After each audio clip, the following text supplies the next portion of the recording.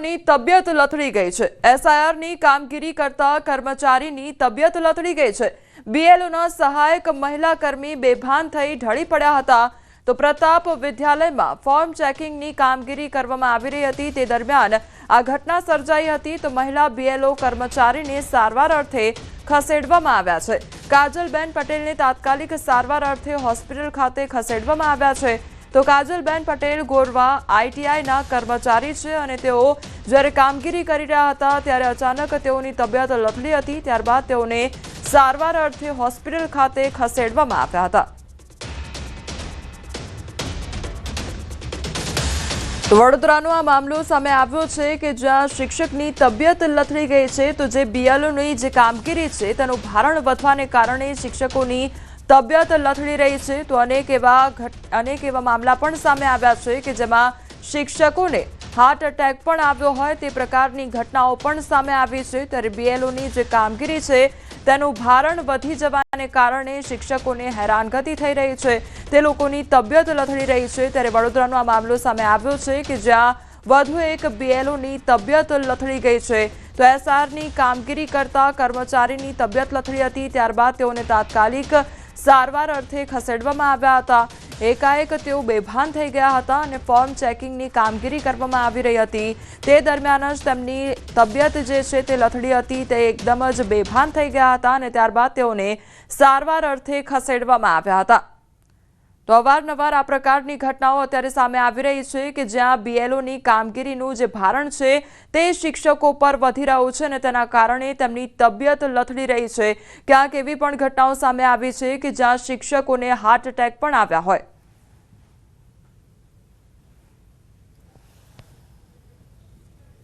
છેલ્લા 2-3 દિવસથી એસઆઈઆરની જે કામગીરી ચાલી રહી છે તેને લઈને કોઈને કોઈ ચર્ચા ચાલી રહી છે, કોઈને કોઈ વિવાદ ચાલી રહ્યો છે અને કર્મચારીઓ છે તેમની તબિયત લથડી રહી છે। તો એક શિક્ષકે આપઘાત પણ કરી લીધો। ત્યારે વડોદરા શહેરની વાત કરવામાં આવે તો વડોદરા શહેરના જે કડક બજાર છે સયાજીગંજ વિસ્તારમાં આવેલું, ત્યાં એસઆઈઆરની કામગીરી ચાલી રહી છે। અને કામગીરી દરમિયાન જ કાજલ પટેલ નામના જે મહિલા સહાયક છે તેમની તબિયત જે છે તે અચાનક લથડી છે અને અત્યારે દ્રશ્યોમાં જોઈ શકાય છે કે અરજદારો અહીંયા આવી રહ્યા છે। સતત કામ જે છે તે એસઆઈઆરનું ચાલી રહ્યું છે ત્યારે મહિલા કર્મચારી એટલે કે મહિલા સહાયક છે તેમની તબિયત અચાનક લથડતા અહીંયા અફરાતફરી સર્જાઈ હતી। કર્મચારી જે છે તે બેભાન થઈ ગયા હતા અને તેમને ભાનમાં લાવવા માટેના અનેક પ્રયત્નો જે છે તે અહીંના જે અન્ય કર્મચારીઓ છે, અરજદારો છે તેમના દ્વારા કરવામાં આવ્યા છે। અત્યારે જોઈ શકાય છે કે જે મહિલા કર્મચારી છે, મહિલા સહાયક છે, તેમનો જે સામાન છે, બેગ છે તે અહીંયા જે સેન્ટર છે ત્યાં જ પડ્યું છે। તાત્કાલિક ધોરણે તેમને રિક્ષાના મારફતે સયાજી હોસ્પિટલ ખાતે સારવાર માટે લઈ જવામાં આવ્યા છે અને તેમને સારવાર જે છે તે આપવામાં આવી રહી છે। ત્યારે અહીંયા સૌથી મોટો સવાલ એ ઊભો થાય કે શું ખરેખર કર્મચારીઓના માથે કામનું ભારણ વધારે છે, જેના કારણે આ જે કર્મચારીઓ છે તેમની તબિયત લથડી રહી છે। ચોક્કસથી ગઈકાલે પાદરામાં પણ આ પ્રકારની ઘટના બની હતી અને આજે વડોદરામાં જે કર્મચારી છે તેની તબિયત લથડી છે। ત્યારે તંત્રએ આ મામલે તકેદારી રાખવી અત્યારે ખૂબ જ જરૂરી બન્યું છે। હાર્દિક દીક્ષિત, ન્યૂઝ 18 ગુજરાતી, વડોદરા। પેલું બીપીની રેગ્યુલર ગોળી કદાચ મિસ થઈ ગઈ હોય એટલે સેજ ચક્કર જેવું આવી ગયું છે અને અત્યારે સ્ટેબલ છે। એમને એસએસજીમાં લઈ ગયા છે। અમારા સેક્ટર ઓફિસર બી જોડે છે અને હું પણ અત્યારે એસએસજી જાઉં છું અને માહિતી લીધી છે એવો ઓકે છે, કોઈ પ્રોબ્લેમ જેવું નથી। બીએલઓ છે તો એકલા ના હોય, એમની જોડે સહાયકની મૂક્યા છે। આજે તો આપણે યુનિવર્સિટીના વોલિયન્ટર્સ વિદ્યાર્થીઓને પણ મૂક્યા છે।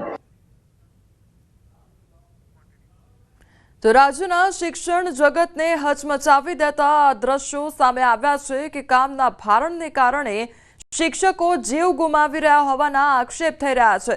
જે આ વાત છે એસઆઈઆર ફોર્મની કામગીરીના અસહ્ય ભારણ અને માનસિક તણાવને કારણે ગીર સોમનાથના કોડીનારમાં શિક્ષકે ગળે ફાંસો ખાઈ પોતાનું જીવન ટૂંકાવી દીધું। તો સુસાઇડ નોટમાં એસઆઈઆરની કામગીરીનું ભારણ હોવાનો ઉલ્લેખ કર્યો। તો આ તરફ તાપી અને દાહોદમાં પણ કંઈક આવી જ ઘટના સામે આવી છે। તાપીમાં બેલધા ગામના બીએલઓ શિક્ષિકાનું મોત નીપજ્યું છે। તો કલ્પનાબેનનું હાર્ટ એટેકથી મોત નીપજ્યું હોવાનું પ્રાથમિક અનુમાન લગાવવામાં આવ્યું છે। દાહોદમાં એસઆઈઆરની કામગીરી દરમિયાન બીએલઓની તબિયત લથડી ગઈ હતી।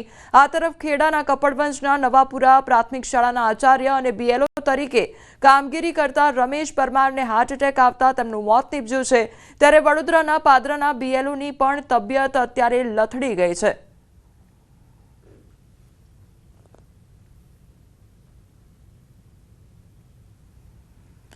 એસઆરની કામગીરીને લઈને શિક્ષકોની મુશ્કેલીઓમાં વધારો થયો છે। સાણંદના ગુનાસર ગામે એસઆરની ઓનલાઈન પ્રક્રિયા ચાલુ કરવામાં આવી છે, તો બીએલઓ દ્વારા ફોર્મ ઓનલાઈન ભરવાની પ્રક્રિયા ચાલુ કરવામાં આવી છે। અધિકારીઓ દર 2 કલાકે ફોન કરી માહિતી માંગે છે, જેથી શિક્ષકો સતત માનસિક તણાવમાં રહેતા હોય છે।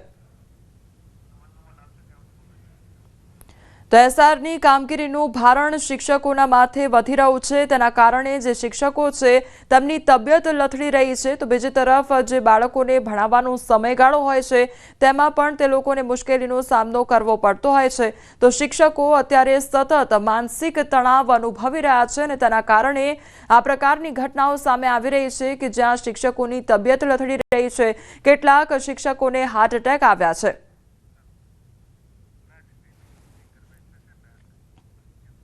હવે ટ્રેક્ટર લઈને નીકળો તો હેલ્મેટ પહેરીને નીકળજો, આવું એટલે કહેવું પડી રહ્યું છે, કારણ કે અમદાવાદ ટ્રાફિક પોલીસે ટ્રેક્ટર પર હેલ્મેટ ન પહેરવા બદલ મેમો ફટકાર્યો છે। સોશિયલ મીડિયા પર એક મેમો વાયરલ થઈ રહ્યો છે, જેમાં 31 ઓક્ટોબર 2025ના રોજ ટ્રાફિક વિભાગે ટ્રેક્ટર ચાલકને હેલ્મેટ નહીં પહેરવાનો મેમો આપ્યો હતો। 500 રૂપિયાની દંડની જોગવાઈનો મેમો આપવામાં આવ્યો હતો। આ વાયરલ મેમોને લઈ હવે ઘણી ચર્ચાઓ જાગી છે। તો હવે જો તમે ટ્રેક્ટર લઈને પણ નીકળો છો તો તમારે હેલ્મેટ પહેરવું ફરજિયાત છે, કારણ કે આ સોશિયલ મીડિયામાં જે મેમો છે તે અત્યારે વાયરલ થઈ રહ્યો છે। જે ટ્રેક્ટર ચાલક હતો તેને મેમો ફટકારવામાં આવ્યો છે, ત્યારે અનેક સવાલ ઉદ્ભવી રહ્યા છે કે શું હવે ટ્રેક્ટર પર પણ હેલ્મેટ પહેરવું પડશે, તેવા અનેક સવાલ થઈ રહ્યા છે, કારણ કે આ મેમો ફટકારવામાં આવ્યો છે। તો મેમો આપવાની આટલી જલ્દી કેમ હોય છે? આ ઉતાવળ શા માટે હોય છે? શું આ કોઈ ભૂલ સર્જાઈ છે? તેને લઈને પણ સવાલ થઈ રહ્યા છે। ટ્રાફિક પોલીસ આટલી બેદરકાર કેમ હોઈ શકે? કારણ કે જે ટ્રેક્ટર ચાલક છે તેને આ હેલ્મેટ પહેરવા માટેનો મેમો આપવામાં આવ્યો છે। શું હવે ટ્રેક્ટર પર પણ હેલ્મેટ પહેરવું ફરજિયાત છે?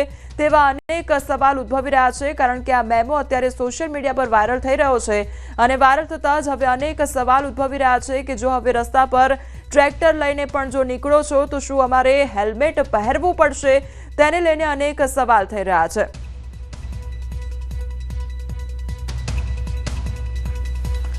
તો ટ્રેક્ટર ચાલકને આ જે મેમો છે તે પણ ફટકારવામાં આવ્યો છે, સાથે 500 રૂપિયાની દંડની જોગવાઈનો જે મેમો છે તે આપવામાં આવ્યો છે અને અત્યારે આ મેમો છે જે સોશિયલ મીડિયા પર વાયરલ થઈ રહ્યો છે।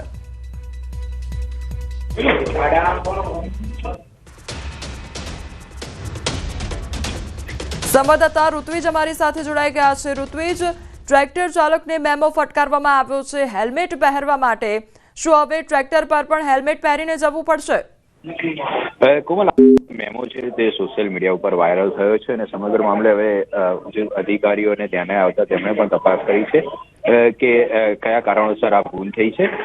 જોકે જે પ્રમાણે મેમો જે સોશિયલ મીડિયાની અંદર વાયરલ થયો છે, 31/10ના રોજ આ મેમો આપ્યો હોવાનો આ અંદર ઉલ્લેખ કરવામાં આવ્યો છે અને તેની અંદર જે જોગવાઈ છે તે પ્રમાણે 500 રૂપિયાનો દંડની રકમ પણ લગાવવામાં આવી છે। જે દાણી લીમડા જંકશનનો આ મેમો હોવાનું હાલમાં જાણવા મળી રહ્યું છે, એટલે કે ટ્રાફિક પોલીસ સ્ટેશનની હદનો આ મેમો છે। હાલમાં સમગ્ર મામલે ઉચ્ચ પોલીસ અધિકારીઓ દ્વારા તપાસ કરવામાં આવી છે કે કયા કારણોસર આ જે મેમો છે તે ઇસ્યુ થઈ ગયો છે। જી ઋત્વિજ, સમગ્ર માહિતી બદલ આપનો આભાર।